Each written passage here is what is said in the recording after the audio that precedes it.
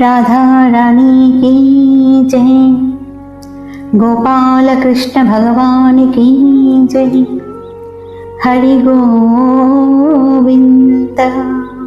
మనసు నిండా సర్వత్రా వ్యాపించినటువంటి భగవానుని రూపాన్ని నింపుకుంటూ ఆ రాధాకృష్ణుల చరణారవిందాలని ధ్యానం చేసుకుంటూ ఆ రసమయమైనటువంటి భాగవద్గంగా ప్రవాహంలోనికి ప్రవేశిస్తూ పునీతులవడానికి స్వాగతం పలుకుతున్నాను. కృష్ణ భగవానుడు ఇంద్రుడి యొక్క ప్రకోపం నుండి వ్రజ్ ప్రజలను రక్షించడం కోసం గోవర్ధనగిరిని తన యొక్క చిటికెన వేలు పైన లేపి నిలబెట్టి నిల్చున్నాడు. దాని క్రిందకి గ్వాల్, బాల్, గోపాల్ మరియు గోపికలు మొదలగు ప్రజలు కూడా గోవులతో సహా అన్నీ కూడా ఆ యొక్క గోవర్ధన గిరి క్రిందకి వచ్చి ఆశ్రయాన్ని పొందారు. గిరిరాజు భగవానికి జై. గోవర్ధన గిరిధర గోపాలకృష్ణ భగవానికి జై.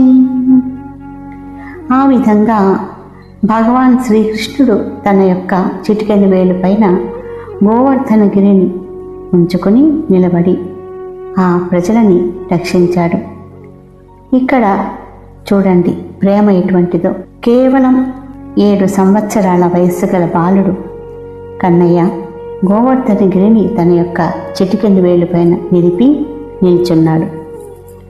ఆ వ్రజ ప్రజలు కన్నయ్యతో అంటున్నారు, కన్నయ్య నువ్వు అలసిపోయి ఉంటావు, కాసేపు విశ్రాంతిని తీసుకో.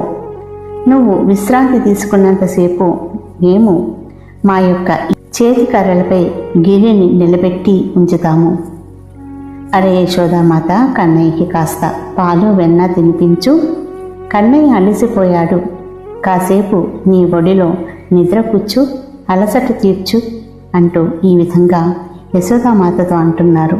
ఇంత పెద్ద పర్వతాన్ని తన యొక్క చిటికెన వేలు మీద ఎక్కుపెట్టినటువంటి కన్నయ్యను చూసి వ్రజ్ ప్రజలు శ్రీకృష్ణుడు భగవంతుడిని అనిపించలేదా?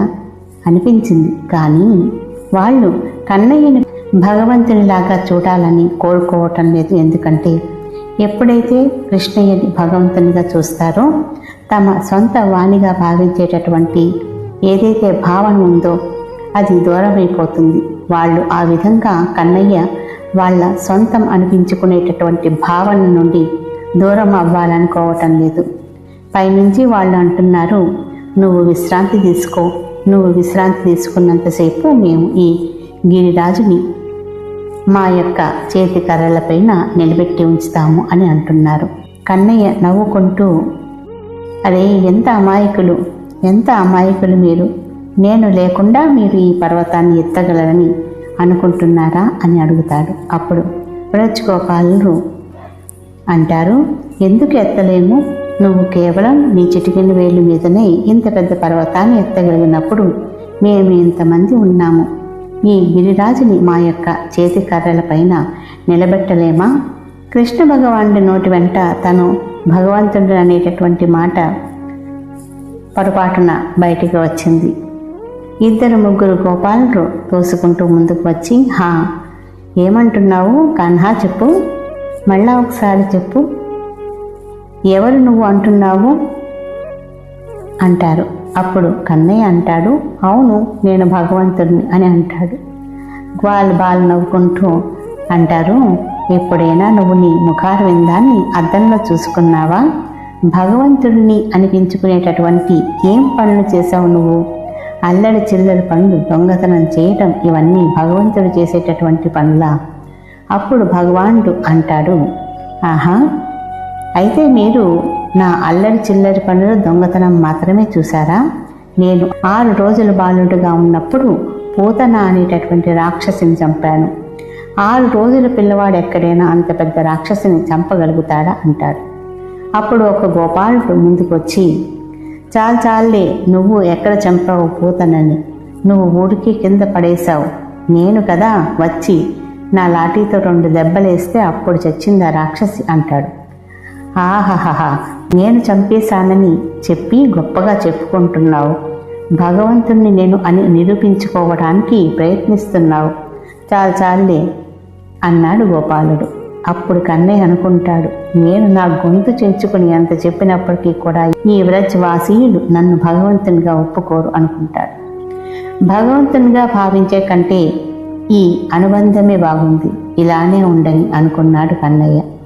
కన్నయ్య గోపికలను అడుగుతాడు, 7 రోజులు మీరు కూడా ఏమీ తినకుండా ఏమీ తాగకుండా ఇలా ఎలా ఉండగలుగుతున్నారు అని అడుగుతాడు. అప్పుడు గోపికలు అంటారు, కన్నయ్య, మేము నీ యొక్క రూపాన్ని చూస్తూ, నీ యొక్క అధరాలని చూస్తూ, అవి చిలికించేటటువంటి సుందరమైనటువంటి చిరు నగవలను చూస్తూ, ఆ ధీర గంభీర కమల పుష్పాల వంటి నీ నేత్రాలను దర్శిస్తూ, చిందిస్తూ ఉన్నటువంటి కరుణను చూస్తూ, నీ రూపాన్ని అణువణువునా దర్శించుకుంటూ ఆ ఆనందం అనేటటువంటి రసాన్ని మేము పానం చేస్తున్నాము, అదే మాకు శక్తినిస్తోంది అని చెప్తారు. బ్రజ్వాసీయులకి కృష్ణయ్య భగవంతుడు అని తెలియక కాదు, తెలిసినప్పటికీ కూడా వాళ్ళు కన్నయ్యని భగవంతుడిగా చూడడానికి ఇష్టపడటం లేదు. ఎందుకంటే భగవంతుడంటే వాళ్ళ మధ్య దూరం పెరిగిపోతుంది. భగవంతునిలాగా కన్నయ్యని కనుక చూస్తే వాళ్ళ మధ్య దూరం పెరిగిపోతుంది. వాళ్ళు కన్నయ్యని తమ సొంత వాణిగా భావించాలని ఆరాటపడుతున్నారు. ఎప్పుడైతే భగవంతునిలాగా కృష్ణయ్యని చూస్తారో వాళ్ళ మధ్య దూరం పెరిగిపోతుంది. అందుకని ఆ దూరాన్ని వాళ్ళు పెంచుకోవడానికి ఇష్టపడటం లేదు. అందుకే వాళ్ళు కృష్ణయ్యని భగవంతుని అవతారమని తెలిసినప్పటికీ కూడా ఒప్పుకోవటం లేదు. ఇది కదా ప్రేమ. వాళ్ళు ఆనందిస్తున్నటువంటి ఆ ప్రేమ ఎంతో గొప్పది. భగవంతుని సొంతం చేసుకుంటున్నారు. ఈ విధంగా మనం భగవంతునితోటి సంబంధాన్ని ఏర్పరచుకోవాలి. సంబంధం ఏర్పరచుకున్నప్పుడే చేరువ ఏర్పడుతుంది. కృష్ణయ్య నా సొంతం, కృష్ణయ్య నావాడు అనేటటువంటి భావన మనసులో పెంపొందించుకున్నప్పుడు కృష్ణయ్య అనుక్షణం మనం పెంపొందించుకున్నప్పుడు కృష్ణయ్య మనతోనే ఉంటాడు. అనుక్షణం మనం మన ఊహలలో, మనస్సుతో, పలుకులలో సదా స్మరిస్తూ గడపగలిగినప్పుడు ఇంకెక్కడ దూరం, కృష్ణయ్య మనకు దూరంగా ఎక్కడ ఉండగలడు? మనతోటే ఉంటాడు. మనం మానసికంగా సదా కృష్ణయ్య మూర్తిని దర్శించుకుంటూ ఆయన చరణార విందాల దగ్గర ఉన్నట్లు భావనతో ప్రతి క్షణం గడపాలి. విడదీయలేనటువంటి అనుబంధాన్ని కన్నయ్యతో ఏర్పరచుకోవాలి.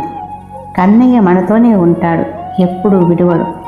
సదా మనం కృష్ణయ్యని తలుచుకుంటూ ఆనందపడుతూ ఆ మధుర అనుభూతిలో లీనమై కృష్ణయ్య ప్రేమని అనుభవిస్తూ ఆస్వాదిస్తూ ఉంటే ఇంకెక్కడి దూరం, కన్నయ్య మనతో, కన్నయ్య మనలో, కృష్ణయ్యలో మనం చేరిక కలిగి ఉంటాము. ఈ విధంగా భగవంతునితోటి సంబంధం కలిగి ఉండాలి. రాధారాణి కీ జై, గోపాలకృష్ణ భగవానికి జై, హరి గోవింద.